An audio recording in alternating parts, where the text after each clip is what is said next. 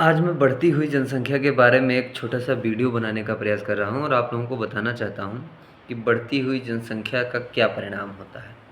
अभी मेरी मुलाकात अयोध्या धाम में सरयू नहाते वक़्त एक औरत से हुई जो फूल माला बेच रही थी। अचानक उससे वहाँ पर बैठे एक पंडा जी ने पूछा कि आपके बच्चे कैसे हैं और आपके बच्चे की उम्र कितनी है? तो उसने बहुत सही शब्दों में जवाब दिया। वहाँ लगे एक बाँस का डंडा लगा हुआ था, उसका ऊपरी हिस्सा पकड़ के बोली कि बस इतना बड़ा हुआ है। तो उन्होंने फिर पूछना चाहा कि नहीं कितनी उम्र का हुआ? उनकी जानने की जो जिज्ञासा थी, उसकी उम्र जानने की जिज्ञासा थी कि कितने वर्ष का हुआ?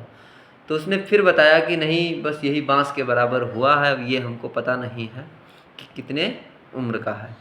यहाँ पे हमको एक बहुत छोटी-सी बात याद आ गई कि जैसे जिनके 4, 5, 6 बच्चे होते हैं, उनको अपने सारे बच्चों की ना तो उम्र पता होती है, नाम तक नहीं पता होते हैं, ऐसा हमने पाया है और देखा भी है।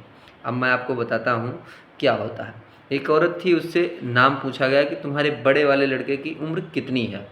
तो उसने कहा कि मेरे बड़े वाले लड़के की उम्र माझिल वाले से बस थोड़ी 1 साल की बड़ी है, क्योंकि बड़े वाले के 1 साल बाद माझिल वाला हुआ था। तो उन्होंने कहा फिर पूछा कि बताइए माझिल वाले की उम्र कितनी है? तो उन्होंने कहा माझिल वाले की उम्र हमारी 2 साल उससे छोटा है। यानी कि बड़े वाले से 2 साल माझिल वाला छोटा है। अब उसने फिर पूछा कि बड़े वाले से 2 साल माझिल वाला छोटा है और माझिल वाले की उम्र कितनी है? तो माझिल वाला मेरा जो है वो सांझिल वाले से 2 साल बड़ा है।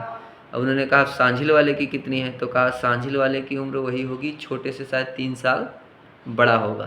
तो उन्होंने कहा छोटे की उम्र कितनी है? तो कहे छोटे की उम्र ये जिस साल वो हुई थी ना, बरसात हुई थी, बाढ़ आई थी, बस वही बाढ़ के, मान के चलिए बाढ़ हुआ था उसी साल सावन में हुआ है वो।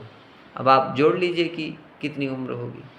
तो इस तरीके से लोगों को अपने बच्चों की उम्र पता होते हैं। चलिए, ओके, थैंक यू।